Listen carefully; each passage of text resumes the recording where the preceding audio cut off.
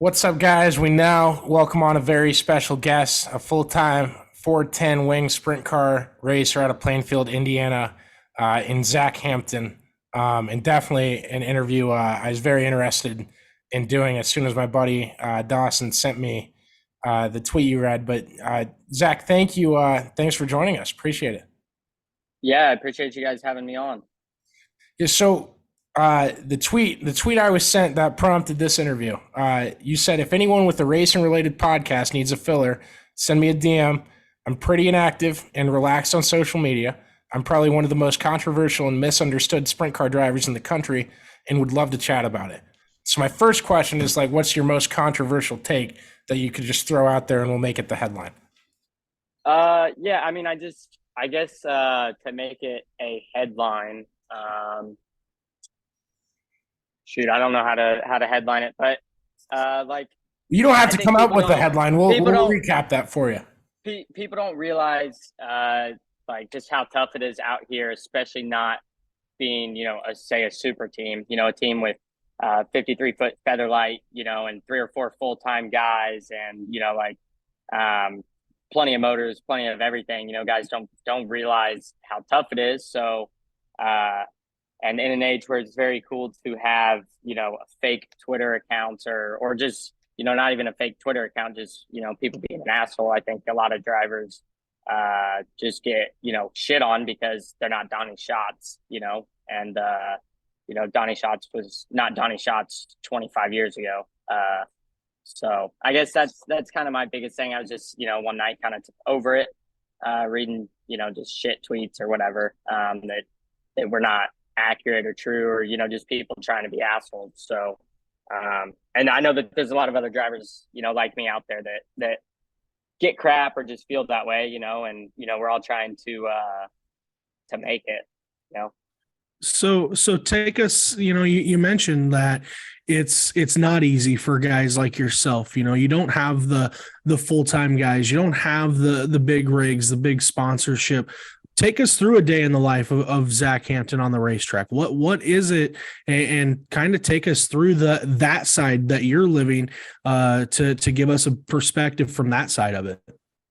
Yeah, so I mean, I definitely am fortunate enough that like I don't have the smallest trailer out there, and I get to travel, and I do have really nice motors, and I have nice stuff. I would say that I have a professional team, just not at the. I just don't. I have less of what all those other guys have. So right now, I currently don't have any full time guys.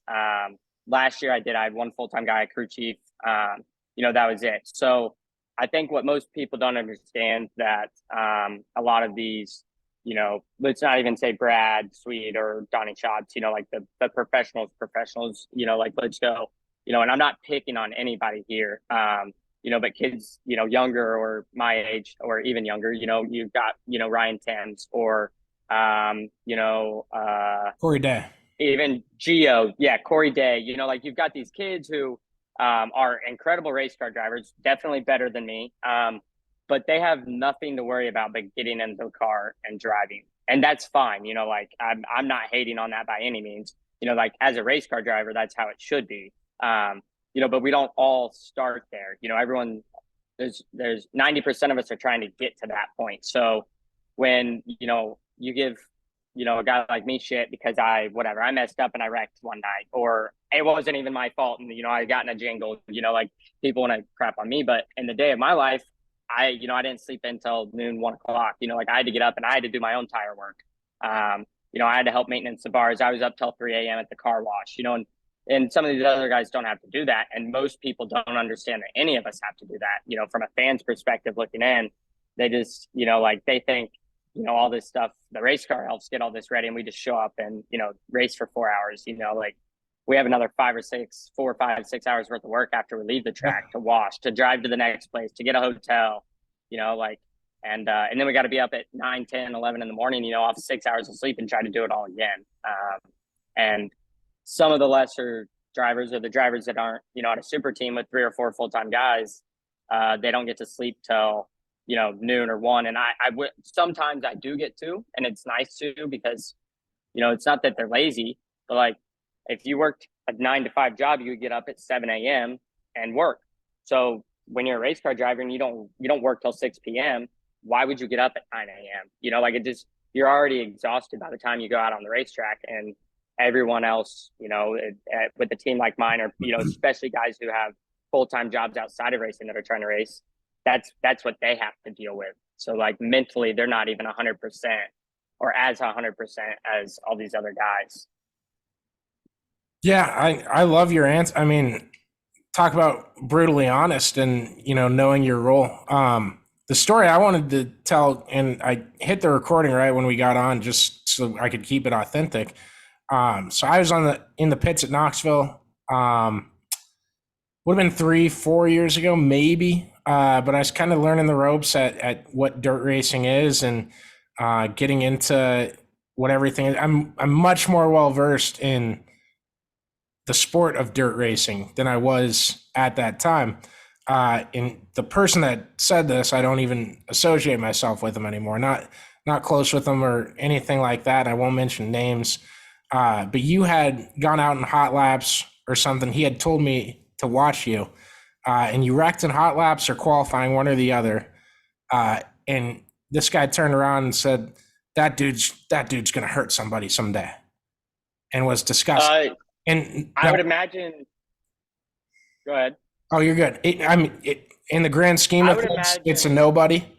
But what I've seen from you the past 3 years, so I had that in the back of my head. And since then, I've never seen you get slower. Like that, and that's the big thing of why I wanted you on, was to tell that story and say, like, I've seen more improvement from Zach Hampton than I have from about any other dude that's gotten in a 410 sprint car in the past 3 seasons. Yeah, so I would imagine that was probably my first first trip to Knoxville. Yeah, it was your first trip. It was your debut. I'll tell you who it is. After we get off the air, I'll tell you who it is. That was my first wing 410 race ever. Yeah. It wasn't hot laps, it wasn't qualifying, it was the C main. But yeah, it was like the first. We made it through 1 and 2, and then 3 and 4, I entered behind somebody, and I didn't know what dirty air was. I didn't know that the air was going to come off my nose and the car wouldn't turn. So it's like, I messed up for sure, but I didn't know any better, and B, I didn't wreck anybody else. It was just I didn't know any better at the time, and that's fine. I'm sure that they talked about it that whole week. I'd never ran a 410, and that's where I showed up. And maybe that was stupid, but I've raced my whole life, so it's not like it was a foreign concept to me. I ran on dirt, I ran micros, I ran midgets. I ran a 305. Handful of times. I'd ran some 360 stuff. It was like, you weren't the guy that showed up. You weren't the guy that showed up to the Philly Bowl with a midget. I didn't just retire from AT&T and buy a sprint car, right? Like I've raced my whole life. It wasn't that foreign. But that was still not probably the best place to, 410 debut. But, it is what it is. And, I think because I do stuff like that, and I've just, gone to the outlaw shows right off the bat, and I've gone to all-star shows, and I've gone to PA and raced against the posse out there. Like, I think I've maybe torn up more than I would have if I just went and ran local in Ohio or MOA or fast, but I've also learned, and progressed way faster than I would have ever. And I've, wrecked, I wouldn't say any more or less than anyone else who's, trying to get better in a wing 410. And who is, got speed. I could go slow and never wreck, but there's no point in that. I'm wasting my money, I don't know. I've never wrecked, other people. Like, I've never gone into the corner and just been out of control and crashed people, have I had tangles with people? Sure. But, I've never just crashed guys. And that's where I don't understand why people give me so much shit. Like, who cares if I crash on my own, that doesn't affect anybody. If I'm going too fast for what I can handle, I stuff it in the fence. Like, what's that matter? That's you ask most people who have been involved in this sport for a while, that's how you learn, you find the edge somewhere. So I don't know, I'm not mad that I went and did that. I sucked, and I destroyed that car that night that you're talking about. But, it kind of really shot me into getting another car or two and building my program up from there. So I'm glad I did it. No, and you're absolutely right, and that's my bad. I did misremember that for sure. I've been hitting the head too much playing hockey my whole life. Uh, but the thing you said about like you'd rather learn against the fast guys, and you could go run MOA shows or do whatever series and face the slow guys, but you're doing everything that people I talk to and drivers I talk to at Knoxville, like I want to do this. I want to get out and race more with these guys and race this schedule. You're just jumping into it and doing that. I get a lot of respect from that because, like growing up, especially, I'd play when I was 11. I was playing 12 and unders and 14 unders and 16 unders in hockey, and I learned more in the 16 and under games than I did in the 14 and under and the 12 and under. And it was a scale like that, and you're facing the best, you're going to learn a lot more than facing guys that are lower on the totem pole. Yeah, for sure. And not everyone, like is fortunate enough, or has the ability to go and travel and race against these guys and those guys. So, like I definitely don't knock on anyone who doesn't. I'm not knocking on local racing by any means and, anything, but, like your local guys, and I'm sure if anyone from Pennsylvania listens, will make them mad, but like your local Oh, it's guys, okay. No, I've got that. I've got that covered. I've got that covered. Gotcha. I've got no all the matter Pennsylvania where, fans. no matter where you're at in the country, like it just the local racing local every week doesn't compare to running with the Outlaws every night. And it's not that the drivers aren't as good. It's more the grind. Like you don't race an hour from home. You race, sometimes 12 hours from home, and then you have a 5-hour drive to the next race, but you gotta, go to the car wash after the race on Friday. And like, that whole grind, it's just this is all a mental thing, and people don't understand that a lot of this is a mental game, especially now that all of us have, most of us, like I did the high limit race last night.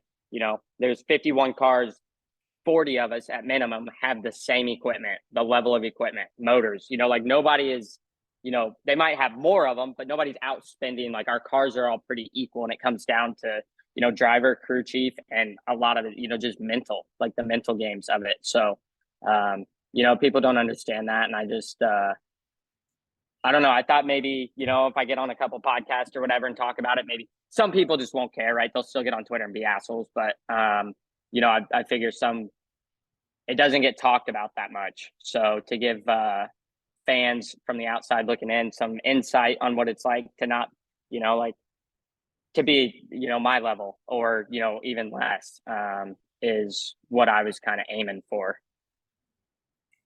Yeah, and I mean, that's a big reason I wanted to have you on because you obviously wanted to, get on a platform and kind of talk about your stuff. And it's impressive in its own right because you're one dude running his entire team. You're a team owner, you're the crew guy, you're everything. Like I guess like we've talked about the challenges and we know the challenges and stuff, but what's it like when you get that result that was kind of in your goal and you see yourself improving the way you've improved? And I do mean that. Like I really would say like over the last 3 years, anyone I've seen that has hopped into a 410 sprint car in their level at the start to where you're at now, like you've made the most growth of anyone I've seen. Yeah, I'm definitely I'm really happy with the growth that I've made, not only as, a driver, but my team. Like the race you're talking about in Knoxville, I showed up on an open trailer. I had one car, I had one motor, I had one of everything, and that's it. That winter, I bought, like a 30-foot kind of, extra height trailer, but I could only carry one car in the mule and one spare top wing. And, like I had one motor still. And, now I'm where, I've got a toter home and I've got a 40-foot Intech, I can carry two complete cars. I've got three motors, so I've not only improved as a driver, but like my entire team has grown, and like it's, taken 3-4 years, but, it takes time. So it feels really good. I mean, I hate that right now I am on my own without a crew guy or like at least one full-time crew guy. It's tough having different people come help every weekend, like especially now, which Luckily, I haven't wrecked anything this year. Actually, other than last night, we had some motor problems. You know, we've had good finishes. I want to say like 15th and 9th at the 2-day IRA show. And then I went to Peevely with the Outlaws, and we were 6th quick, 3rd in our heat, and I think we ended up 15th, 16th. I think we ended up 16th. And then we went to Jacksonville this past Friday, ran 2nd to Ryan Timms, and from 4th. And then, I ran the Highland 8 deal. But I've had different people helping me every night. And it's like I got to reteach these guys, you know, how I want things done or how we do things. And, you know, it's that part of it's tough. So I wish I had someone full time. And it's not that I don't have the ability to hire someone. I just right now it's pretty tough to find anybody. There's so many teams right now and so many super teams. And it's early in the year, so everyone's kind of got where they're at right now. So, but it does. It feels really good, you know, especially, you know, improving. And this is the first year I'm kind of like pretending to be my own crew chief for having to make the calls. So I'm pretty surprised with the speed I've had this year, and I'm definitely happy. And it's easy, you know, like Peevely, I was upset with the finish, but I was happy how I ran against those guys with nobody. But it's a struggle, and hopefully the year gets a little bit better. I definitely my end all, you know, goals. I want to drive for other people, however that happens, you know, even if I, you know, bring my own motors to something, or, you know, like my cars, they have motors, or, you know, like team up with a team that's my level to kind of make something, you know, bigger. That's definitely my goal. And, you know, like I'd get in anything right now and drive someone else's car if it was an option. But right now I'm just doing what I have to do to get on the track. Remind me to bounce back to social media and stuff, but I'm curious on your like being your own crew chief. Like how many notes do you kind of keep from each track, and how detailed are you with that? That stuff always fascinates me, because I'll look at sheets of guys that have raced in Knoxville for 20 years, and they still don't know exactly what to do.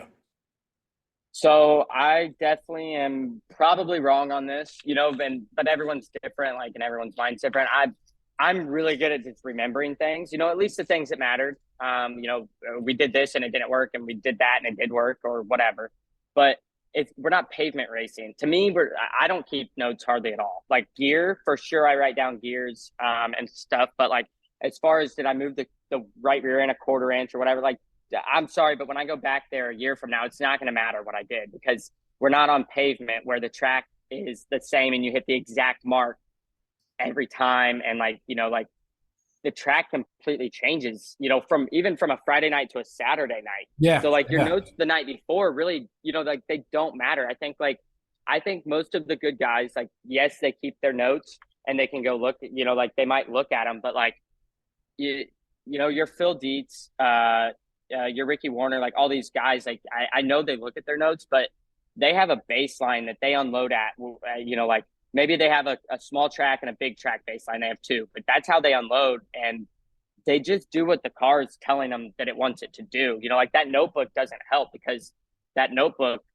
from 5 years ago was a different track, a different motor, a different car, a different gear, a different, you know, like everything's different. And so like, I think guys keep all those notebooks and they get racing on their notebooks, and it hurts them more than it helps them, because they're not listening to what the car's saying, showing them or telling them to do. You know, they're going off notebook of stuff that's irrelevant, you know, and they just get themselves into a corner and they're doing stuff that doesn't help. And I'm probably wrong. There's a lot better people to ask. No, I think you've changed my mind on kind of stuff like that, because you're completely right. Like the cars have changed so much over the years. You look at historical pictures of cars and you're like, I can't believe they were racing those at fast speeds, you know? And like, I look at people that do track prep at tracks that don't have a notebook, and I'm like, what are you doing? Like, but what you just said, like, might have changed my mind on that situation. Maybe not track prep guys, but as far as like driving goes, like that completely makes sense. Yeah. And, you know, I think everyone's different. I know I can't open a notebook at something I did a year ago and see what I like, read notes and look at what I did. And okay, so like I did this and it didn't work. But now for the rest of the night, when I go to make a decision, on my car of what I want to do, like, even if I try to push that out of my head, it's in my head and it's going to sway my decision on what I should do. And that's just me personally, how I am. Like, I can't unread that stuff. And then I know it's going to sway me one way or the other. And then I don't feel like I'm making a proper decision on tonight. So with that, how have the new tires treated you? Yeah, I like them. They're definitely weird. And, like, I would say, like, I don't know anything different than the old ones. So, a lot of these other guys do, so they have more to compare it to. But I like them. I just think there's a learning curve with it. And, these guys like, Donnie, who have ran on a lot of different tires over the years, it's probably going to be a bit easier for him to transition because he's done it before. And it's just, we're going to have to figure out how to make them work. As a driver, it's definitely a lot different pedaling the car. I think it takes a lot more finesse, at least off the corner, whether it's slick or grippy. And then I think there's something to be found setup wise to help with it, but they grow so much more. So it really changes the attitude of the car, especially on the slick. Like, when you get some tire spin and they grow, like, the car sits up so much higher on the track that it changes a lot of that. Yeah, absolutely. And the other thing, like, a guy like you, especially with social media, and I can imagine, like, you're inactive on there at least frequently wise, because you're busy and owning a team, but also how have you dealt in your career kind of with criticisms that have come from that, especially from, the faceless accounts, the people that don't want to put their face behind a comment and stuff like that? Yeah, I mean, every now and then I reply to people, and just like, why don't you come race? Or, like, man, whatever I say, I'm sure sometimes I'm an asshole back. I wish I was more, but, like, usually I just read stuff and I'm like, man, whatever. When it does, that aspect of it does stink, because you want to throw something back to them, in, like, they're going to get ticked off and say that you offended them, even though what they said is probably worse than what you said. And then B, other people are going to look at you yelling at a guy and go, what sponsor would buy this? And that's never made sense to me. I've always been like, let people say what they say, to a point, obviously.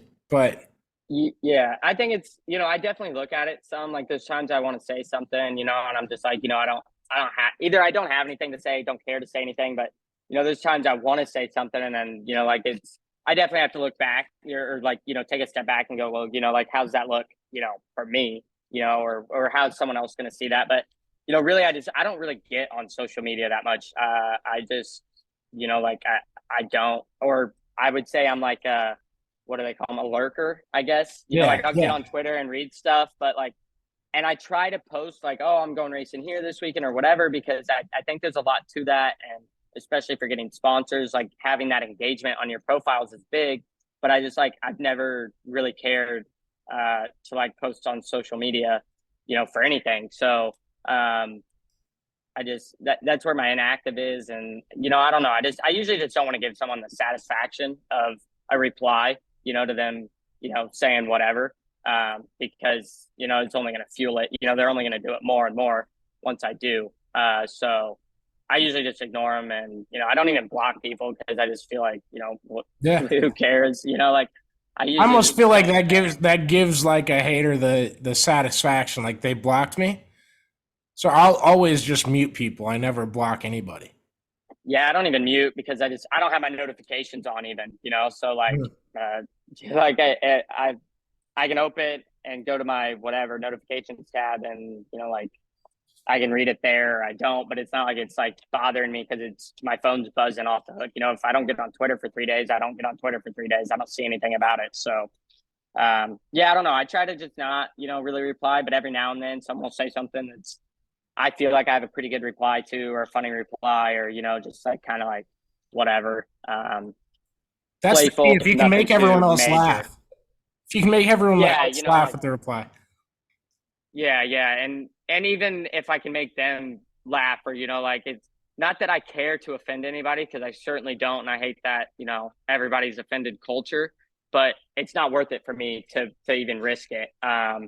You know, from a, you know, like not just getting sponsors standpoint, but from car owners, you know, other car owners, which you know, like is what I ultimately want to do is you know, race for somebody else, or you know, multiple other people's, you know, or whatever, you know, and make it a career. So yeah, I mean, I have to be careful with it. I don't think I have to, but I think I'm better off for it. So You haven't popped up on my timeline with a bad tweet for 2 years, so I think you're good.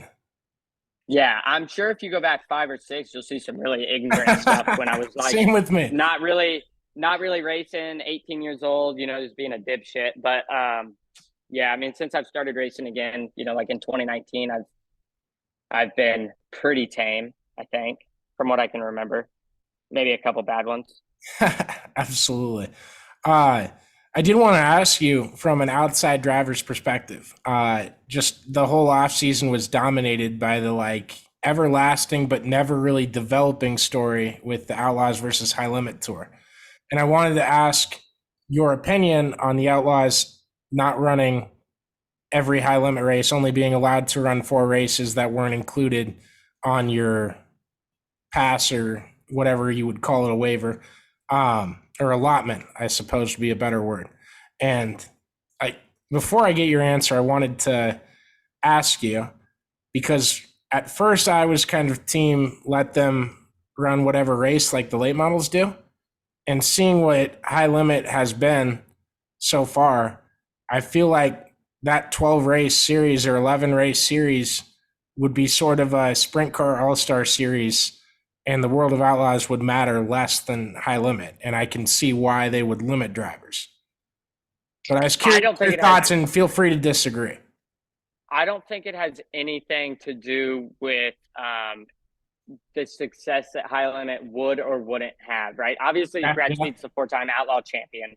You know, like, do they want Brad to leave the outlaw tour? No, because he brings fans in, but like, so does everybody else, right? So I think at the end of the day, most of the outlaws would want nothing but success for Brad and even for Kyle.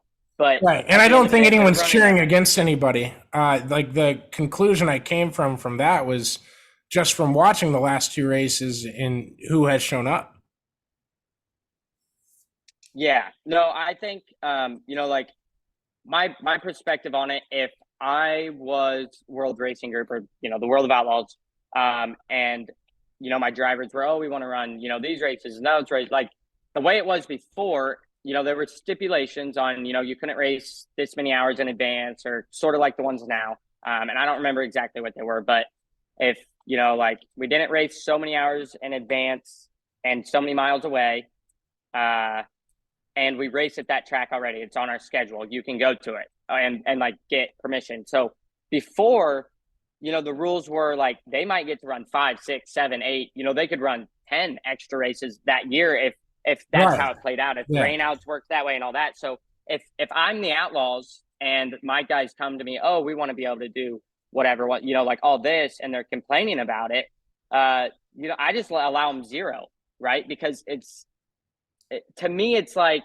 the Outlaws you don't have to sign with them, right? Like, I know Fielder keeps trying to remind everybody on dirt track, or like, nothing's forcing you to sign with them, right? So you could run the entire outlaw tour and still go run 30 races a year. You're just not going to get free pit passes and tow money and like all the other advantages and perks. I don't know all of them. I know, you know, there's tow money, there's pit pass cards. I think it's like 4. You know, it's like some of that stuff. So you're more than welcome to run every single World of Outlaw race throughout the year and go run 30 other races. Just, you don't get free pit passes and all this stuff. So, and on the other side, you don't get the advantages of the Outlaws promoting you, right? Like the Outlaws are promoting their drivers at the same time. Yeah. So you sit down and watch you watch a World of Outlaws broadcast, and Zach Hampton is starting 4th. But Carson Macedo, David Gravel, and Brad Sweet all have their little highlight tape video promotion things along with their name. Yeah, which is, you know, like I I'm totally okay with that because they're full-time outlaws. They get those perks. No, and I wasn't so trying to say Yeah. that. It's just like, oh, you have a face to the name with the full-time outlaws, and everyone else is kind of just out on the other side because they're not full-time and they didn't do the media day. And if it were up to me, I'd probably put as many drivers on there as I could and do a couple of those per year and have all of them just to improve the broadcast. But I mean, that's like a down the road step for when this stuff is on more of a mainstream platform. Not that Dirt Vision isn't working or the model doesn't work. I think it's going to continue to grow, and you got to adapt to how it changes and stuff like that. But there's a lot of perks to being a full-time outlaw. Yeah, and I think that, like, they should be allowed 0, I think. Not because I don't want to have to race with them when I'm not at an outlaw show, but because, like, it's your decision and you're getting all these other benefits. So, but I will say, on the other hand, I do see that the Outlaws purse needs a raise, right? Like, I mean, it's been 25 or more years, and they've been on this purse. So, but I'm not doing the book. So, I don't know what they can and can't do. I would assume that they can, because back then they didn't have Dirt Vision money, like now they have Dirt Vision, and all of that. So I would think that it could be raised, the purse, but I'm not involved with that side of it. So, I can't say if that's even. And there's a ton of animosity. Possible. There's a ton of animosity and anonymity. I can't pronounce words tonight. But between, like, Dirt Vision has not shown anyone their numbers, and the World of Outlaws have not shown any teams their Dirt Vision numbers, and what that brings to whatever racetrack, whatever team. And people got to understand there's a lot of slices of pie to be cut, but there's still a lot of stones that have not been unturned, for good or bad reasons. And I think there's a ton that we don't know. And every time I talk about this, I get more and more off of the let drivers run where they please thing. And I hope people listening to this are kind of like, between your answers and mine, like figuring out, like, there's a lot of layers to this onion and some that haven't been cut even. Yeah. And, like, people are like, oh, let them run where they want. Well, like, dude, nobody's stopping them, right? Like, they are running where they want. They chose to run with the World of Outlaws full time. So, like, they've already chosen where they want to run by signing that contract.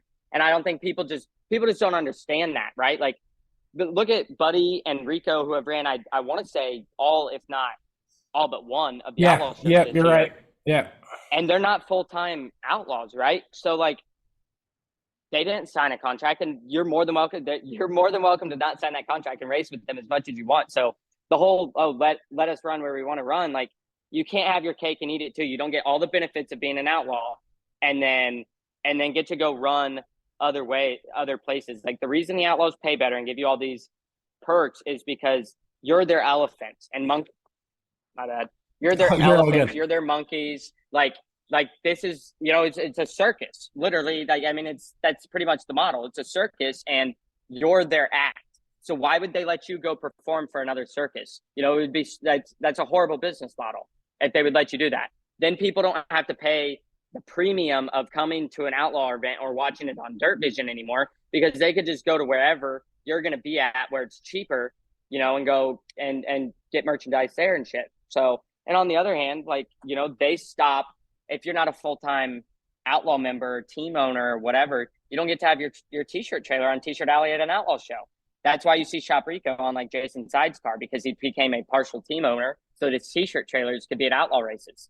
So, like, that's, like, you get so many advantages, and, they don't talk about all those. And there's a lot more, like, that I don't know completely about, but I somewhat know about them. And I'm not going to discuss them because, it doesn't need to be, or I'm not the one to do it because I'm not an outlaw. But, people don't understand all the benefits that they are getting, and they have chosen where to race and when they want to race there because they signed that contract, and nobody forced them to. So that's my take on it. You're completely right. And I mean, you look at all that stuff going, like all the things you mentioned, I learned about in this sport through people bitching about it through Facebook comments that they get this and all these outlaw teams get this and that. And no one really realizes that they give them, like, the World of Outlaws give their drivers all these perks to race with the series and be a part of the top sprint car series in the country. And they're feeding off each other, and people don't realize that they both need each other, and there's a give and take on both sides, and like it's the story, the stories as old as time is each side's trying to get as much as they can get out of the other side before they finally, give them the bird and bail, like that's just how it works. But, neither side of them is, I would say, getting screwed right now. Someone's always getting the better part of a deal. But and you mentioned the Outlaws purse and it needing a bump. My theory, and I'm a guy who I want to see the best 25 sprint car drivers in the country race all year long, 87 times a year, if that's the number, or if that number with so many drivers shrinks to 60 or something like that. I'd love to take that and have a big race schedule and turn the World of Outlaws into an even bigger show.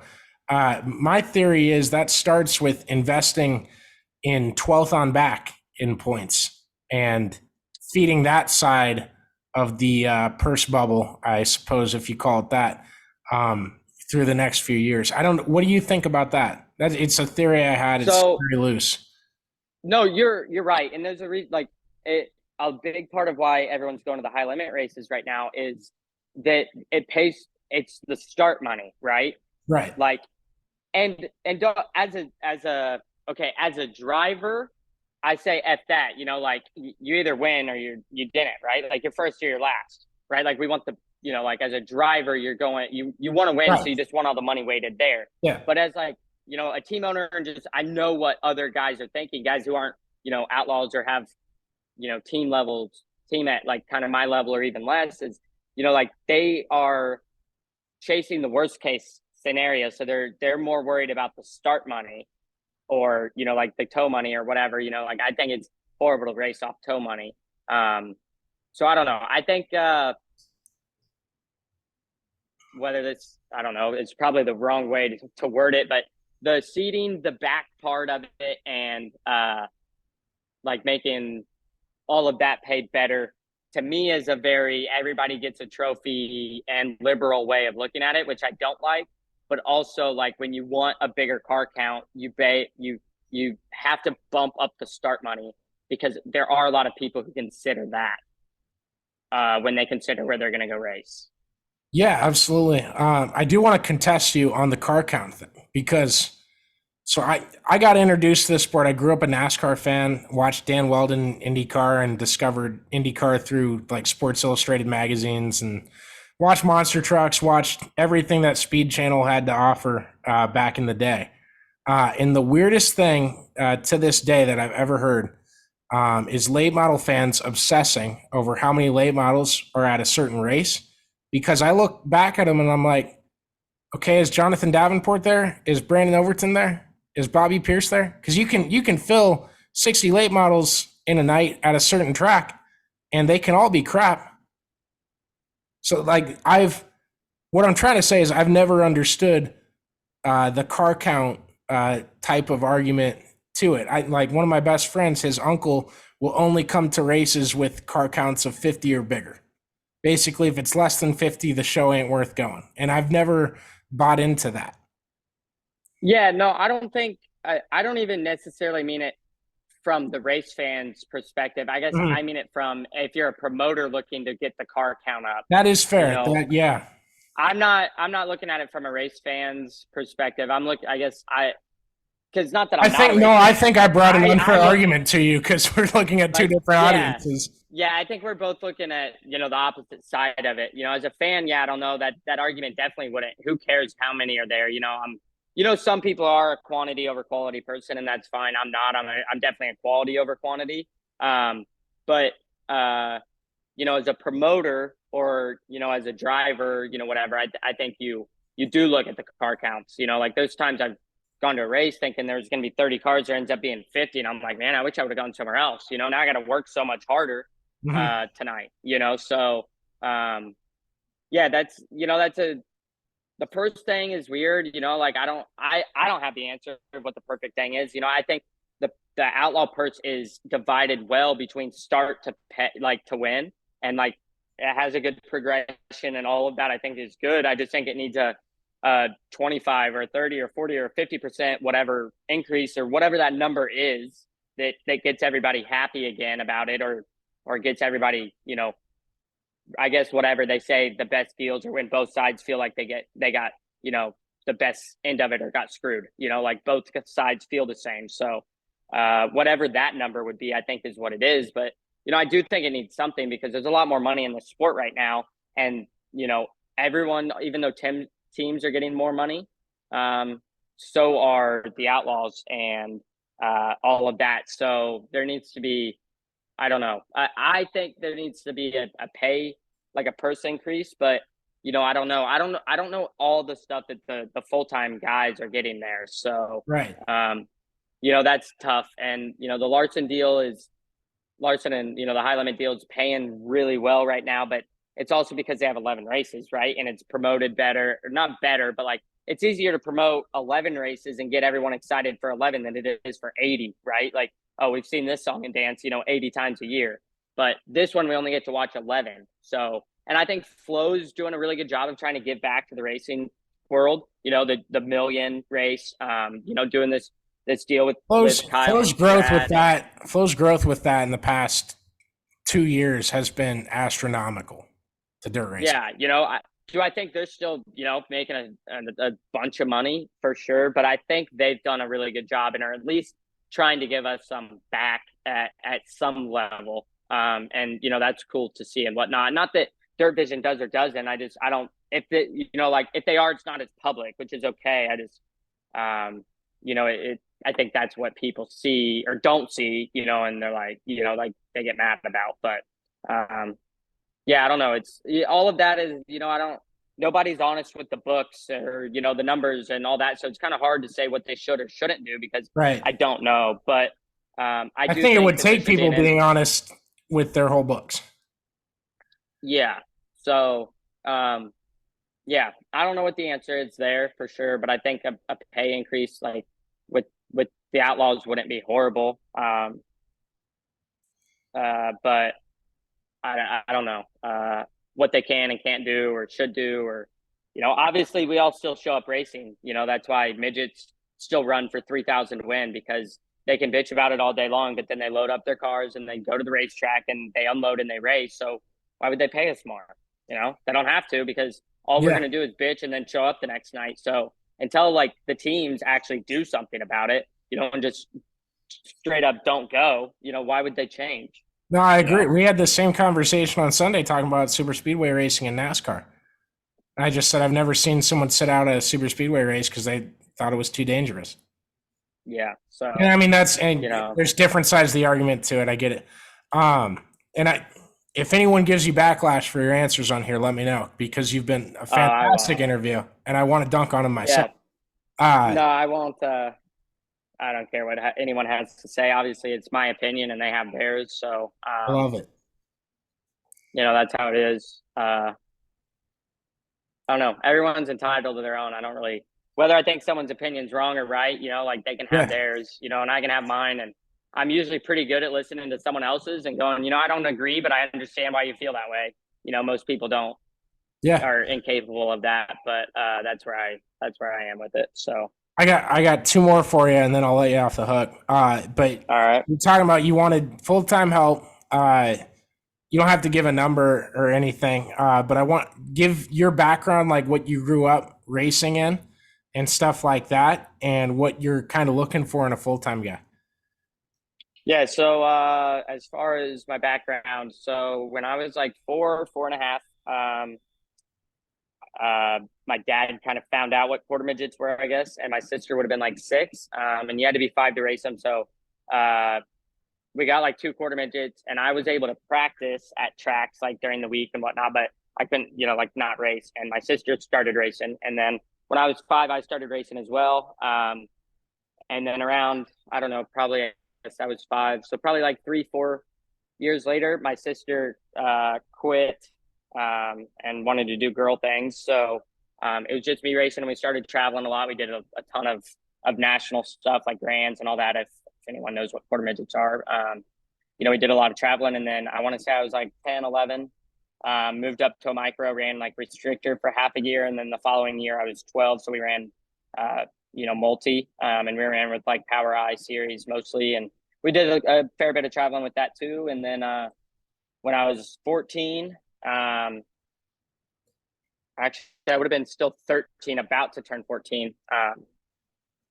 Me and Chris Bell drove to Missouri and bought my first midget on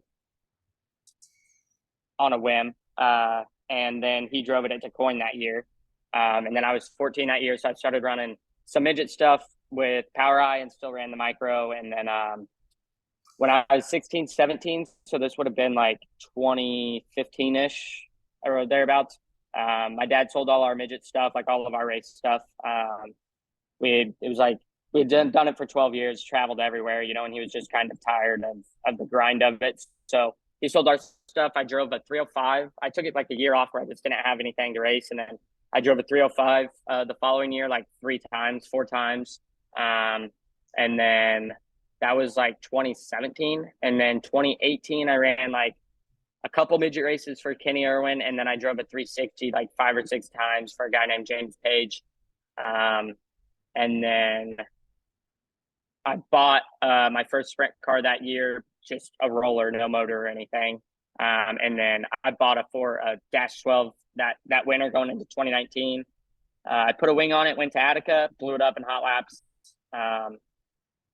And then like 6, 7, 8 weeks later, I bought an All Pro and I bought an All Pro on Sunday. Monday, I was still working full time, so I went to work, and then I came home, put the motor in the car, loaded up on an open trailer, and went to Knoxville. And that's when you would have seen me there in, I want to say 2019. And I ran 5 races that year. And then, I kind of came on, I would say the scene, most people probably would have at least seen me, whether they noticed or not, on Dirt Vision or Flow sometime in 2020. And then a couple weeks ago, you were top 5 in qualifying at Peebly. 6th, technically, yeah. But all right, yeah, that counts. My bad. I've been screwing up many facts. Yeah. No, that's all right. I just, like technically not top 5. Still really good qualifying effort. And then last year I had a quick time with them there at Peebly. So I really like that track and whatnot. And then as far as like a full-time guy, like right now, last year I had a full-time guy who was crew chief and kind of just in charge of everything. Helped me get organized. I had Rob Hart, and he was, incredible for my program. But right now I would say like what I'm looking for in a guy, like honestly, looking for somebody who's got experience, at least some, like has gone racing and understands like, when the car comes in, we do this, and like these things need to get done this way, and there's like a level of understanding. Yeah, like like quality, like we do that. There's a certain standard, that we do things, and obviously someone that's able to travel and be in a shop. I mean, obviously, and sprint car racing times are pretty flexible, and you're on a whim all the time. But somebody that kind of knows how everything's done and can just help. Tire works. Or tire work. Help me move the right rear end or move the right rear out, or just the little things that I don't have time to do, or like I'm trying to watch the track or whatever. And they can help do the little things that I would not necessarily think about or wouldn't have time to do. Awesome. And then the last one I had for you, bearing a statute of limitations or anything like that, what's the craziest racing story you have? Behind the scenes, on the track, anything.